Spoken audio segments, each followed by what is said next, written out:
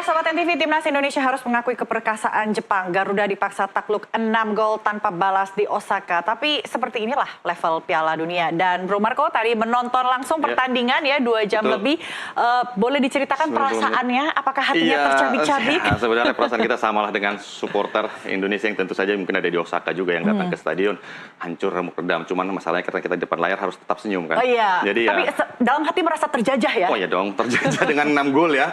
Ini tidak disangka-sangka, kita kemarin berharap ya mungkin kalaupun kalah mungkin paling tidak di bawah 2 gol lah. Tapi dan padahal ini yang diturunkan ini Samurai KW bro, bukan lapis B gitu. Tapi kita sampai bisa kalah telak 6-0. Betul ya, banyak perubahan yang dilakukan oleh pelatih timnas Jepang ya dibandingkan ketika berhadapan dengan Indonesia saat bermain di GBK kemarin saat kita kalah dengan skor 0-4. Memang banyak perubahan di pertandingan kali ini, tapi kalau dibilang KW nggak KW juga. Karena ada beberapa pemain senior yang main di Eropa. Iya, tapi ini memang pemain-pemain yang pemain-pemain top di Jepang lah boleh dikatakan. Jadi kalau kita boleh tadi saya mengutip sedikit omongannya atau jumpa pers dari Patrick Kluivert setelah pertandingan, dia mengatakan bahwa tim ini memang sudah diingatkan kepada pemain bahwa tim Jepang apapun itu adalah tim Jepang, pemain yang dengan kualitas yang cukup baik gitu loh.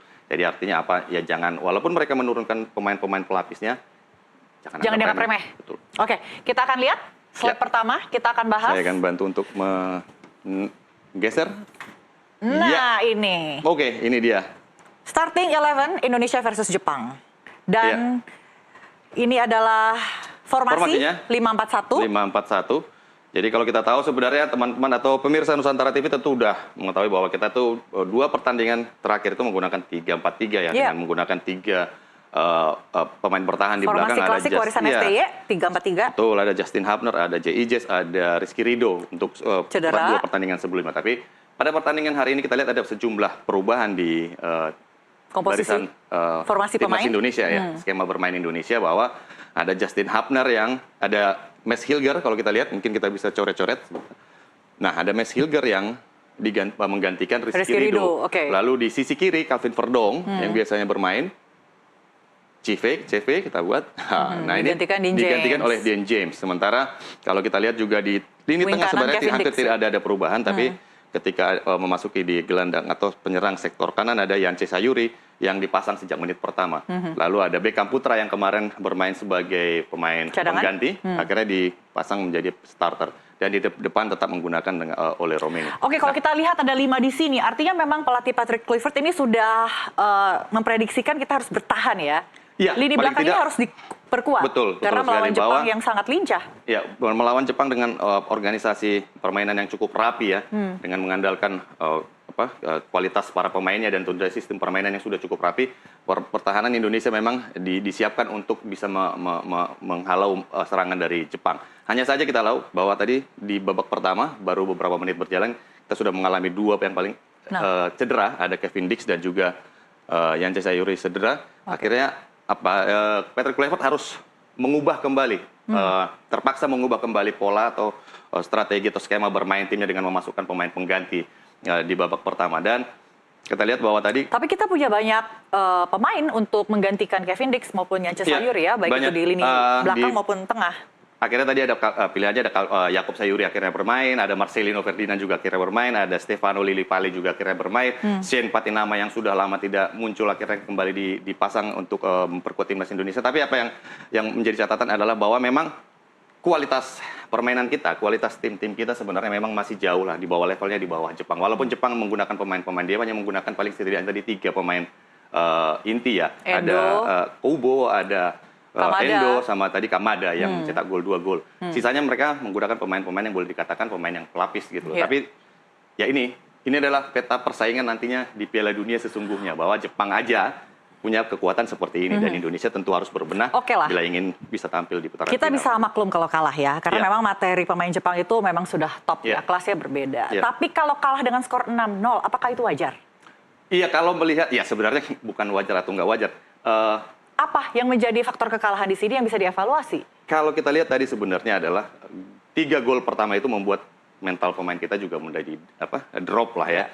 Kebingungan akhirnya, kita mau menyerang nih, mau memperkuat serangan atau memperkuat pertahanan. Sementara memperkuat pertahanan juga terbukti nggak menghasilkan apa-apa karena Indonesia digempur habis-habisan tadi. Artinya taktik yang biasa kita mainkan itu tidak berjalan pada sama sekali pertandingan tidak ini? berjalan karena Indonesia boleh dikatakan untuk pertandingan hari ini Indonesia itu sama sekali didikte oleh Jepang. Kacau ya? Kacau balau. Tidak ada skema bermain atau tidak ada satupun yang kita anggap sebagai sebuah nilai plus sebenarnya dari timnas Indonesia yang bermain pada malam tadi. Karena apa? Di sektor pertahanan kita gampang kebobolan. Iya. Di permainan dari timnas Jepang itu mampu membuat pertahanan kita itu kocar-kacir. Artinya apa? Mereka bisa mengalihkan pemain-pemain bertahan ke satu tempat, sementara nanti serangannya kan berada dari tempat yang cepat lain. Sekali gitu. ya, gesit mereka. Kubu kita lihat tadi pemain yang percaya untuk kali pertama dipercaya menjadi ini apa namanya kapten gitu. Biasanya Wataru Endo, dia bermain cukup baik, taktis gitu loh. Gerakannya tidak banyak bergerak gitu. Dan tapi terlihat mereka cukup santai dan fun ya ketika mereka bertanding melawan timnas Garuda. Harusnya kita yang fun. Karena kita udah lolos ke putaran 4. Iya. Kita melawan tim yang notabene di atas kita, ranking 15, jauh jaraknya. Artinya kita harus fun, jadi bermain lepas ya, kalaupun kalah ya memang levelnya udah berbeda. Tapi paling tidak... Tapi ini juga bermain away sih bro, jadi bisa dimaklumi lah. Ya oke lah kita away, tapi paling tidak nggak 6-0 juga, 6-0 juga golnya. Karena ini kan kekalahan terbesar Indonesia di, kalau boleh dikatakan di grup C ya. Karena sebelumnya kita pernah kalah 5-1 lawan Australia. Terus di pertemuan pertama kita hanya kalah 4-0 ya? Melawan Jepang. Di GBK. Ya, karena begini, ketika mereka bermain dengan kekuatan penuh di GBK, kita masih bisa menguasai paling tidak 30 menit permainan gitu. Kita masih punya peluang dari Ragnar Oratmangun saat itu. Kevin Dix juga masih punya peluang sebelum akhirnya cedera. Tapi pada pertandingan kali ini sama sekali tidak ada perlawanan. Paling ada dua pergerakan yang boleh dikatakan mengancam tadi oleh Romani dan juga tadi ada dari Beckham Putra, tapi dua-duanya tuh nggak sampai ke kotak penalti. Nah, ini artinya selain materi pemain yang Jepang lebih kuat, mereka juga bermain secara kolektif ya. Artinya ada terorganisir dengan baik.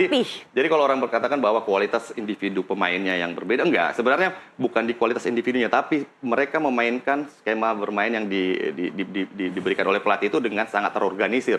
Kita lihat tadi bahwa ketika Tom Hai mendapatkan bola atau Beckham Putra mendapatkan bola, mereka selalu mendapat pengawalan paling nggak 2 atau 3 pemain. Transisi bermain mereka dari menyerang ke bertahan sangat cepat, bertahan ke menyerang. Ketika Indonesia mendapat bola ingin melakukan counter attack, para pemain Jepang sudah langsung berada di area sepertiga lapangan mereka. Jadi memang kita tadi kalah segalanya lah. Kita harus mengakuin itu. Kita kalah segalanya atas Jepang.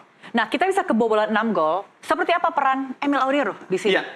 Cukup baikkah bermain kali ini? Kalau dari jumlah gol orang kan melihat bahwa Emil, 6 gol. Ngapain aja? Ngapain aja sih di bawah Mister gawang kan gitu. Tapi kalau kita cermati tadi permainan Emil Auriero sebenarnya dia melakukan hampir tidaknya 8 save. Penyelamatan ya? 8 penyelamatan, ada 2 double save yang dilakukan saat Jepang membombardir pertahanan Indonesia dan gawangnya. Artinya apa? Emil sebenarnya bermain cukup baik, tapi memang menghadapi gempuran dari Jepang yang memang cukup luar biasa tadi. Karena memang tendangannya dilepaskan di dalam kotak putih penalti ya. Jadi cukup berat. Gol-gol yang tercipta itu hampir dari 1-2 meter di depan gawang Emil Auriero. Jadi ya memang kiper setangguh apapun kalau menghadapin bola seperti itu ya pasti bisa. Tapi bagusnya Emil sudah bisa membaca ya kemana arah pergerakan bola. Secara refleks kalau bisa saya katakan Emil memang cukup baik ya, Mona. Dari pertandingan sebelumnya lawan China kemarin juga ada penyelamatan gemilang yang ditembakkan dari luar kotak penalti. Walaupun banyak blind spot, banyak pemain yang menghalangi, tapi dia gerakannya masih cukup baik. Tadi juga untuk refleksnya sebenarnya oke gitu. Cuman memang kita tahu bahwa hampir rata-rata gol itu tercipta jarak 1 meter 2 meter. Ya, sangat dekat. Jadi memang tidak berdaya. Iya, tidak berdaya. Kiper setangguh apapun menghadapi yang seperti itu susah. Baik, pertandingan match day ke-10 sudah selesai. Kita akan melihat selanjutnya seperti apa peringkat Indonesia di peringkat klasemen saat ini masih bertahan ya di peringkat ke-4. Iya, memang kita harus pahamin bahwa Indonesia dan Jepang sebenarnya sudah tidak mempertaruhkan apapun pada pertandingan ini kecuali ya ranking. Kemarin yang kita berharap kalau menang kita rankingnya bisa 2 digit. Betul, ya udahlah ya lagi. Ekspektasi memang kadang kenyataan lebih pahit daripada kita harus menerima realitanya. Nah, Jepang 23 poin dan sudah pastikan lolos ke putaran final. Nah, Australia 16 poin, Arab Saudi 13 poin, mereka akan bertanding besok. Artinya apa? Australia sebenarnya masih bisa turun ke posisi 3 asal Arab Saudi bisa menang dengan margin setidaknya lebih dari 5 gol. Tapi ini mungkin sebuah hal yang mustahil lah ya, kecil kemungkinan. Dan Indonesia kita tahu sudah memastikan tempat di putaran 4 dengan 12 poin. Sementara Bahrain dan China juga sudah mengakhiri pertandingannya tadi di mana kita tahu China akhirnya menang 1-0 ya. Ya, kita coret 1-0 Ya, oleh 1-0. Siapa tadi pemainnya, pemain muda nomor 11? Wang Yudong. Wang Yudong. Wang Yudong. Jadi Wang Yudong mencetak gol penalti tadi di menit akhir ya, di menit injury time. Jadi ini sebenarnya sudah tidak berpengaruh lagi di peta persaingan karena memang mereka hanya maksimal 9 poin. Jadi akhirnya berarti ini adalah Gugur. China ini Gugur. 9 poin ya. Ya, Dan 9. Bahrain 7 poin. Jadi yang masih menarik itu kita tunggu adalah pertandingan antara Australia dan Biar Arab ini akan Saudi. masuk ke putaran keempat. Iya, karena banyak yang berharap Arab Saudi bisa naik ke posisi Australia. kedua. Iya, karena terkait dengan tuan rumah. Karena Iya. banyak rumor nih, walaupun ini belum fix, belum ada pernyataan resmi, tapi ketika Arab Saudi nanti naik ke posisi kedua, maka status tuan rumah, Kabar burung ya. nah paling tidak bisa diperebutkan oleh Indonesia, bisa Iya, ikut bidding. Dan iya. Australia, karena kan Arab Saudi sudah lolos langsung, mereka tidak perlu lagi menjadi tuan rumah, seperti itu. Oke, dan kalau kita lihat di sini, ini ya hasil hari ini ya, Iya, ini Jepang 6-0. 0. Dan kalau saya Ini akan baca-baca menjadi salah satu rekor yang atau catatan buruk yang akan Pique, dikenang sih. oleh Pique Ya, ya, oleh ini Pique. baru melatih beberapa bulan, tapi 4 pertandingan ya. 4 pertandingan. Australia, China, Bahrain, dan ini Jepang. Tapi memang secara sejarah kita tidak pernah, maksudnya dalam berapa tahun ya? 44 tahun ya, terakhir Iya, kita menang Indonesia melawan paling Jepang. tidak jarang sekali menang ya. Iya, dan ya ini adalah kemenangan yang akan menjadi evaluasi Ya. para pemain dan juga Dan pelatih. kita harus menerima bahwa Indonesia tahun ini 2 kali kalah lawan Jepang dengan 2 pelatih berbeda. 2 pelatih berbeda. Yang Ya, pertama karena sebelumnya pertama kan di GBK itu STY ya? STY. Oke. Dan ini lawan Patrick Kluivert kita juga kalah cuman dengan skor yang lebih besar 0-6. Baik, oke. Next kita akan lihat. Ini Ya. adalah peta lawan Indonesia di putaran keempat. Kira-kira siapakah Ini sih calon? sebenarnya lebih penting dibandingkan Ini lawan yang lebih berat dari sebelum-sebelumnya. Jadi tujuannya persiapannya adalah harus di lebih- sini sebenarnya. Jadi kita tahu bahwa Indonesia sudah lolos ke putaran keempat. Yang jadi pertanyaan kan nanti siapa sih lawan Indonesia di putaran keempat.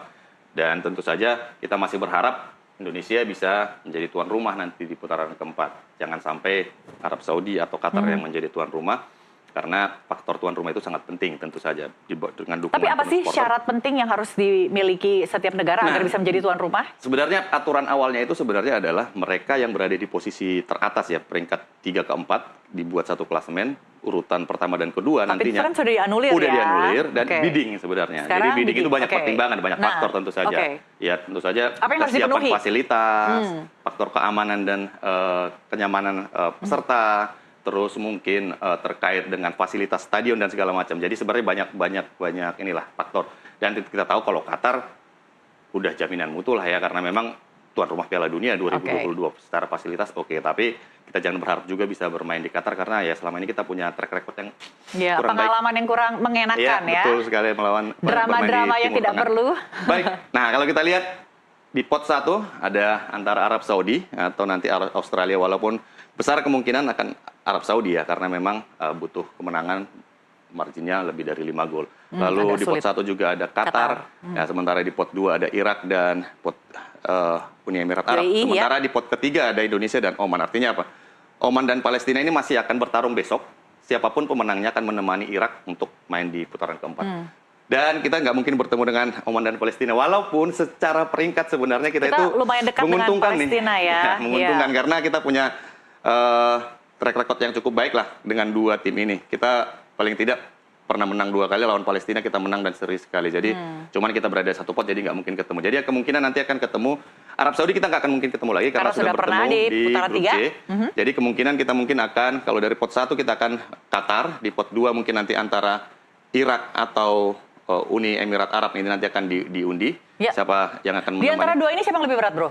Sebenarnya dua-duanya sama-sama berat sebenarnya, tapi saya pikir Irak akan menjadi, Irak cukup ambisius ya, mereka juga mengajukan untuk menjadi tuan rumah putaran keempat, artinya mereka juga sangat berambisi untuk bisa lolos ke putaran final. Selanjutnya, oke. Jadi siapapun dari kedua tim ini sebenarnya kalau berhadapan dengan Indonesia harusnya kita harus sama-sama waspada lah, karena memang dua-duanya sama-sama berat gitu. Oke. Uni Emirat Arab juga bukan tim yang sembarangan gitu di Asia.